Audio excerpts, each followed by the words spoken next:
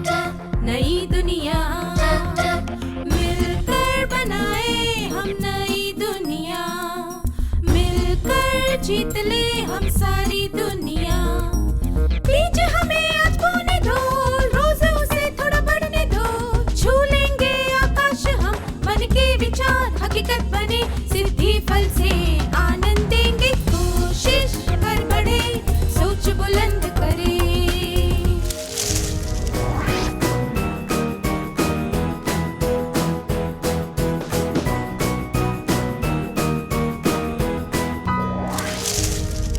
नमस्ते छात्रों, आप सबसे फिर से मिलकर खुशी हुई।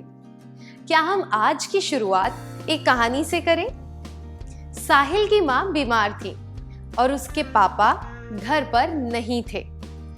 वह नाश्ते में पराठे बना रहा था। जब वह पराठे बेलने लगा तो गीला आटा बेलन पर चिपक गया। उसने थोड़ा सूखा आटा डालकर फिर से बेलने की कोशिश की, पर पराठा आड़े टेढ़े आकार का हो गया। उसकी किनारें पतली थी और बीच से काफी मोटा था। जब उसने पराठा तवे पर सेका तो वह कुछ जगहों से जल गया और कुछ जगह से कच्चा रह गया। वह बिल्कुल भी खाने लायक नहीं था। क्या आप में से कोई साहिल का अभिनय करके दिखा सकता है?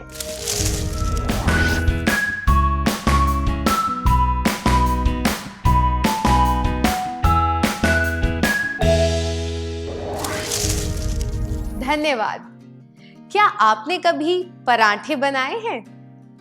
क्या आप उस अनुभव के बारे में बता सकते हैं जब आपने पहली बार पराठे बनाए थे?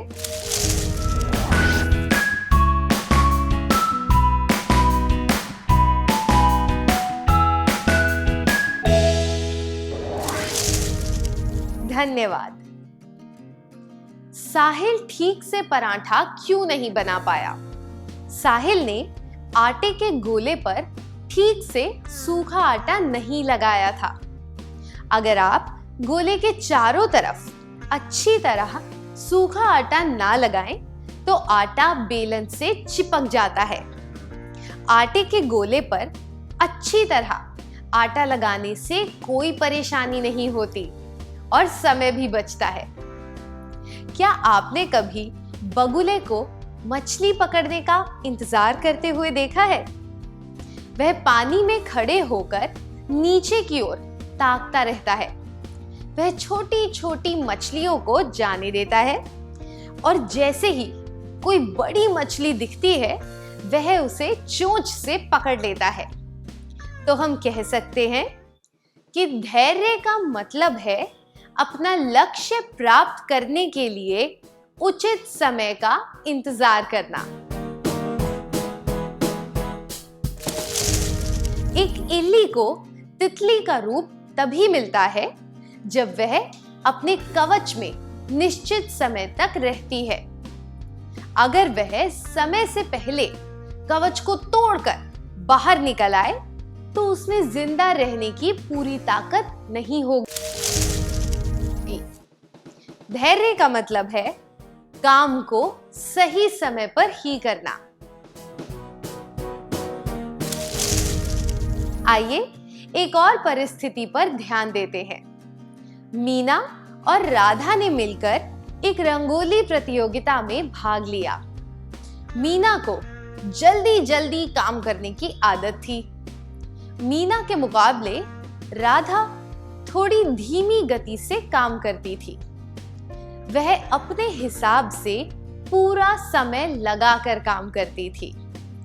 जब राधा धीरे धीरे रंगोली के एक हिस्से में रंग भर रही थी, तब मीना ने अधीरता में आकर उसके हाथ से रंग छीन लिए और जल्दी जल्दी रंगोली को पूरा करने लगी। जल्दबाजी में मीना के हाथ से रंगों का डिब्बा छूट गया और सारे रंग रंगोली पर बिखर गए। उनकी रंगोली खराब हो गई। क्या आप दोनों स्वेच्छा से इस दृश्य का अभिनय करके दिखा सकते हैं?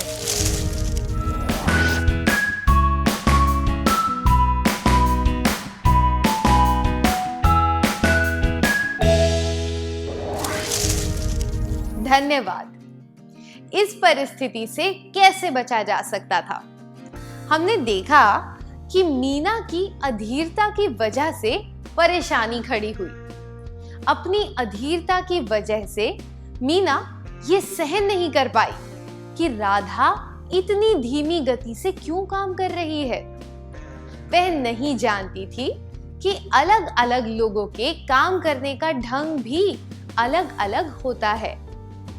दूसरों की कमियों और खूबियों को पहचानना और उनकी धीमी गति को स्वीकार करना धैर्य की निशानी है। अगर मीना ने धैर्य से काम लिया होता तो रंगोली बनाने में जो मेहनत उन्होंने की थी वह व्यर्थ नहीं जाती। धैर्य का मतलब है दूसरों की धीमी गति या उनके बेढंगेपन को सहन करना। आप सड़क पर साइकिल चला रहे हैं और आपके आगे वाला व्यक्ति बहुत धीरे साइकिल चला रहा है। वह आपको आगे भी नहीं जाने दे रहा। आप अपने दोस्त के साथ कोई नई चीज सीख रहे हैं और आपके दोस्त को वह चीज सीखने में थोड़ा ज्यादा समय लग रहा है। ऐसी परिस्थितियों में क्या आपने धैर्य खो दिया? आपने किस तरह का व्यवहार किया? क्या आप दोनों स्वेच्छा से अपने अनुभव के बारे में बताना चाहेंगे?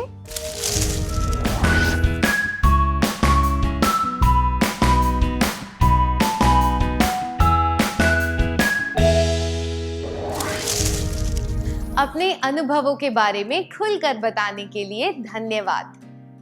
गोपी अपने दोस्तों के साथ बाहर खेलने जा रहा था। उसका भाई चाहता था कि खेलने के बाद वह उनकी दादी के लिए कंप्यूटर पर कुछ भजन चला दे।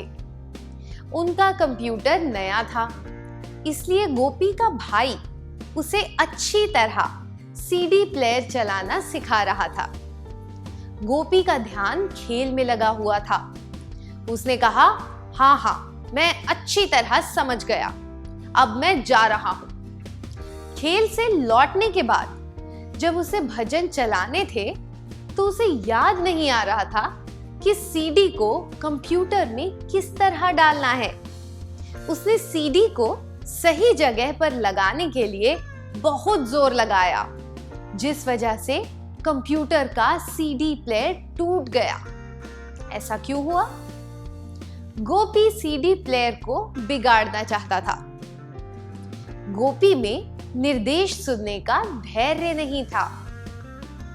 गोपी को भजन की जगह कोई और सीडी चलानी थी।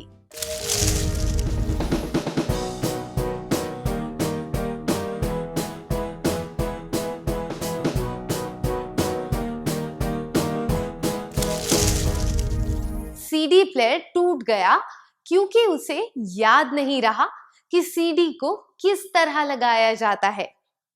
उसे लगा कि जोर लगाने से सीडी सही जगह पर टिक जाएगी, पर जो काम बड़े आहिस्ता से करना चाहिए वही काम उसने ताकत लगाकर किया, जिस वजह से सीडी प्लेयर टूट गया। यह सब गोपी की अधीरता की वजह से हुआ। अगर उसने अजय के निर्देश ध्यान से सुने होते और उसके अनुसार काम किया होता तो ऐसा कभी नहीं होता। धैर्य का मतलब है बात को ध्यान से सुनना और समझना। आइए अब एक और परिस्थिति के बारे में सुनते हैं। विक्रम और उसके दोस्त यह चर्चा कर रहे थे कि 4 दिन की छुट्टियों में कहां घूमने जाना चाहिए। सब लोग अपने अपने सुझाव दे रहे थे। उन्होंने तय किया कि प्रत्येक व्यक्ति को बारी बारी से अपना सुझाव देने का मौका दिया जाएगा, पर विक्रम बहुत बेचैन हो रहा था। वह चाहता था कि तुरंत कोई फैसला ले लिया जाए। क्या आप तीनों यहाँ स्वेच्छा से आकर इस दृश्य का अभिनय करके दिखा सकते हैं?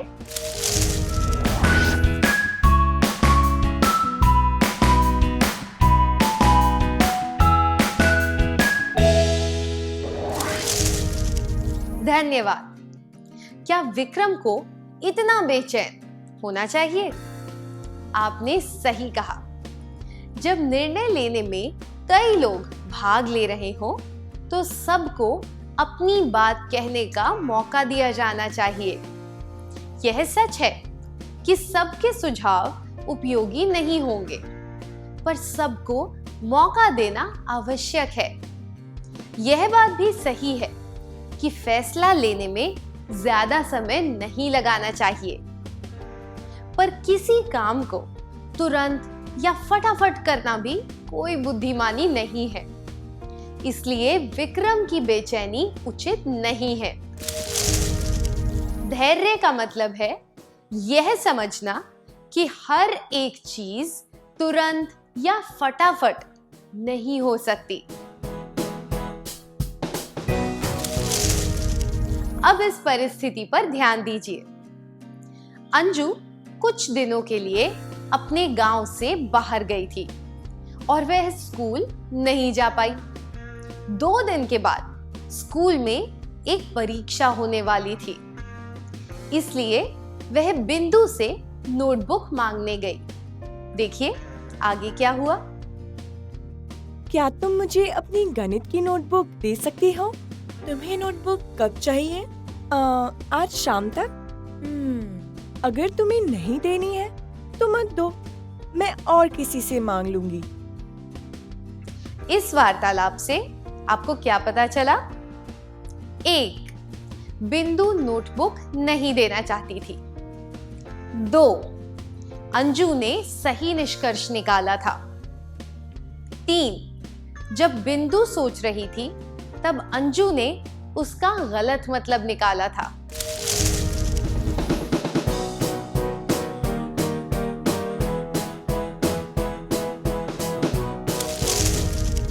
दो दिनों बाद परीक्षा थी, इसलिए नोटबुक देने से पहले बिंदु का विचार करना स्वाभाविक था।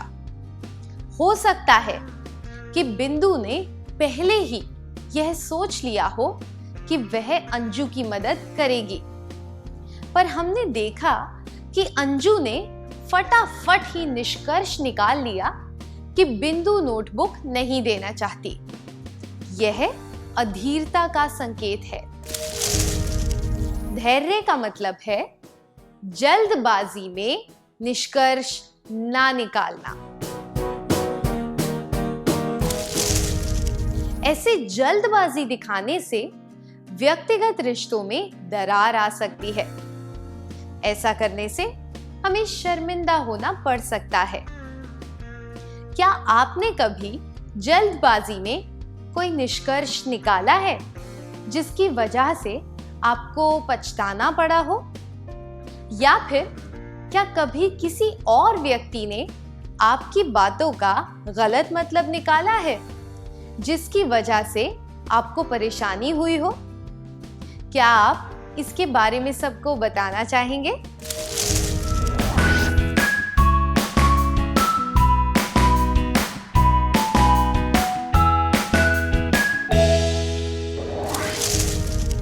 अपने अनुभव बताने के लिए शुक्रिया।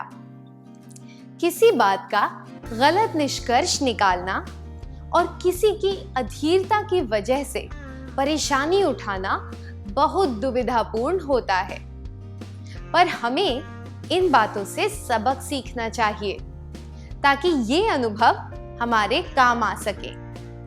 आइए अब एक और स्थिति के बारे में बात करते हैं। वीना, माला और प्रकाश एक प्रोजेक्ट पर काम कर रहे हैं। उन तीनों ने सोचा है कि यह प्रोजेक्ट कैसे पूरा करना चाहिए। प्रकाश ने सबको समझाया कि यह प्रोजेक्ट कैसे किया जाए। जब वीणा अपनी बात समझाने लगी, तब प्रकाश बीच बीच में बोलकर उसके वाक्य पूरे कर रहा था।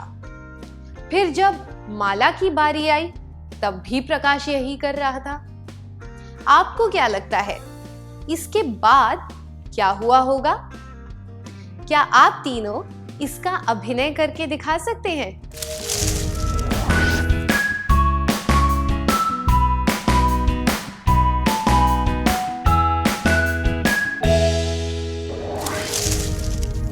धन्यवाद, बहुत अच्छा अभिनय था।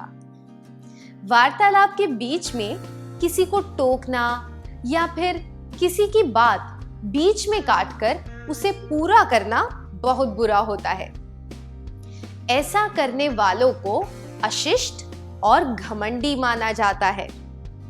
पूरी बात सुनना और दूसरे इंसान को बोलने का मौका देना धैर्य की निशानी है और शिष्ट व्यवहार भी। अगर हम बीच में किसी को टोकें तो उससे उस इंसान की विचारधारा पर असर पड़ता है।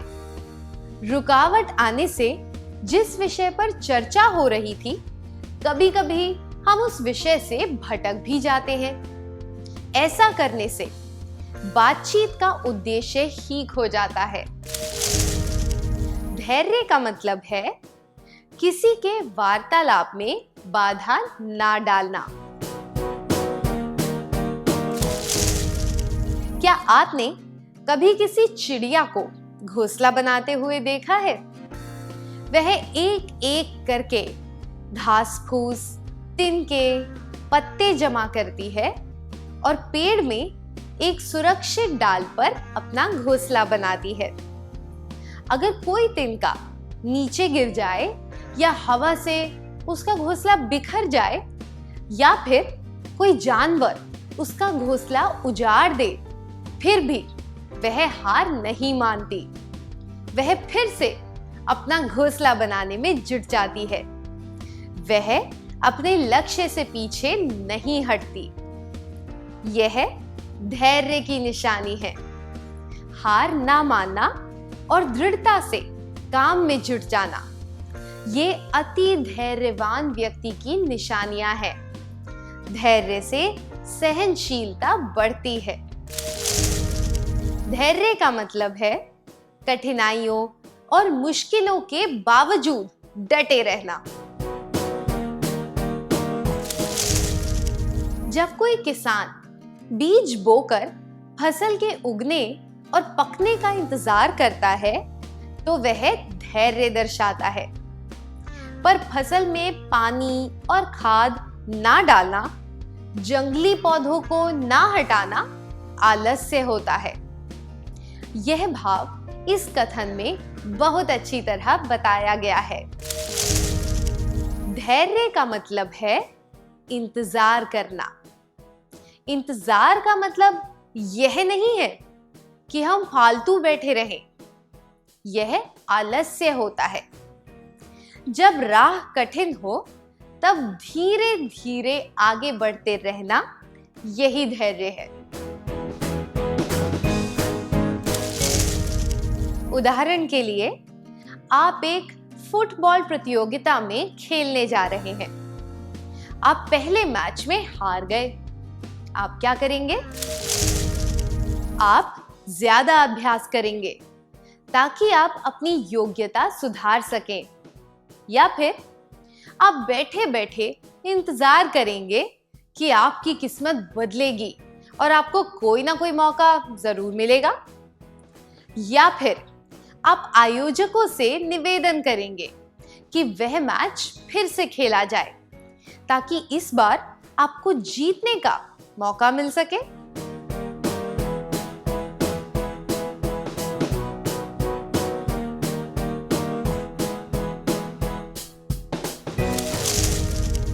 यह संभव नहीं है कि आपको जीतने का मौका देने के लिए वह मैच दोबारा खेला जाए। यह भी जरूरी नहीं है कि बैठे बैठे किस्मत के बदलने का इंतजार करने से आप जीत जाएंगे। पूरा प्रयास करके परिणाम का इंतजार करना ही धैर्य है। ऐसा करने से ही हमें अपनी मेहनत का फल मिलता है। धैर्य का मतलब है लक्ष्य को प्राप्त करने का इंतजार करते हुए कड़ी मेहनत करना। क्या आपने कभी धैर्य के नाम पर आलस्य किया है? क्या आप इस अनुभव के बारे में अपने करीबी मित्र को बताना चाहेंगे?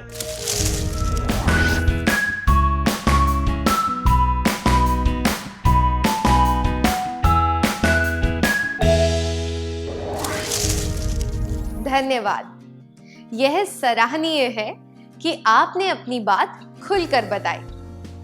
आइए एक और परिस्थिति के बारे में चर्चा करते हैं। यह कहानी एल्बर्ट नामक एक लड़के की है। वह 4 साल की उम्र तक बोल नहीं पाता था और 7 साल की उम्र तक पढ़ नहीं पाता था। उसके माता पिता को लगता था कि वह आम बच्चों जैसा नहीं है। उसकी एक शिक्षिका उसे मंदबुद्धि, असामाजिक और सपनों में खोए रहने वाला कहती थी। उसने पूरा प्रयास किया कि वह इन सब बातों से बाहर निकल सके। उसे स्कूल से निकाल दिया गया और उसे पॉलिटेक्निक स्कूल में भी दाखिला नहीं मिला। इसके बावजूद उसने बोलना और पढ़ना सीखा और थोड़ा बहुत गणित भी सीखा। आपको क्या लगता है, उसकी सफलता के पीछे क्या कारण रहा होगा? दूसरों का रूखापन, दूसरों के रूखेपन को सहन करना, उसके प्रयास। पहला, दूसरों का रूखापन। दूसरा, दूसरों के रूखेपन और आलोचनाओं को सहन करना। तीसरा, उसके प्रयास।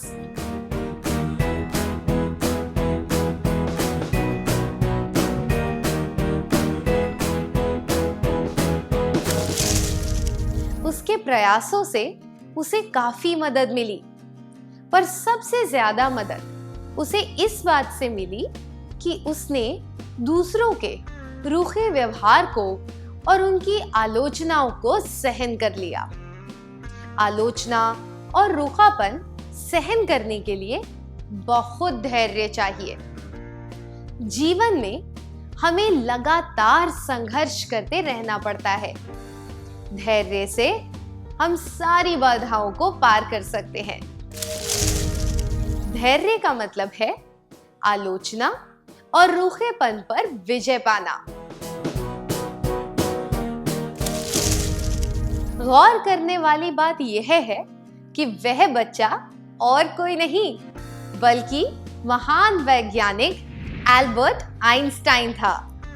दुनिया के सबसे बुद्धिमान व्यक्तियों में उनका नाम लिया जाता है। धैर्य से हम कितना कुछ हासिल कर सकते हैं, है ना? क्या आप ऐसे किसी व्यक्ति से मिले हैं जिसमें बहुत धैर्य हो और इस वजह से आप उनसे प्रभावित हुए हो? क्या आप इस अनुभव के बारे में सबको बताना चाहेंगे?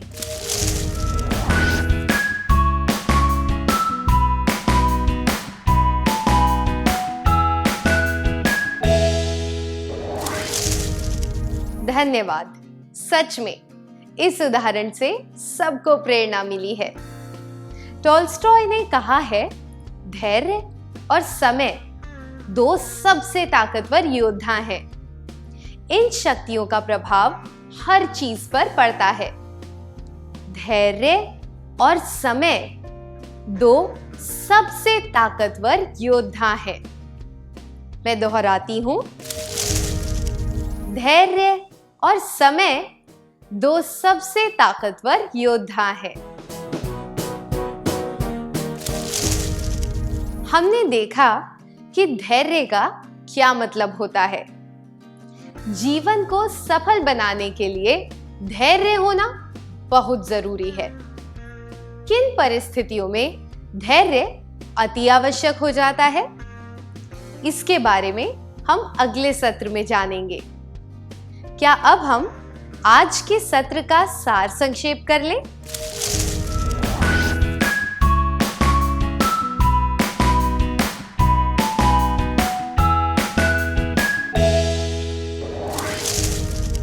धैर्य का मतलब है हर एक काम को उचित समय पर करना, दूसरों की धीमी गति या उनके बेढंगेपन को सहन करना, बात को ध्यान से सुनना और समझना, यह समझना कि हर एक चीज तुरंत या फटाफट नहीं हो सकती।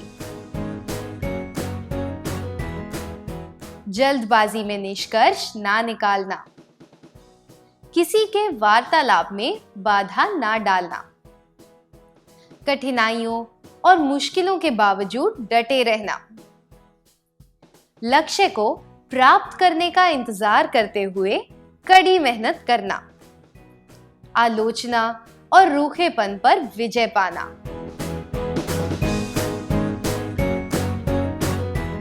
इतनी अच्छी तरह सार संक्षेप करने के लिए धन्यवाद।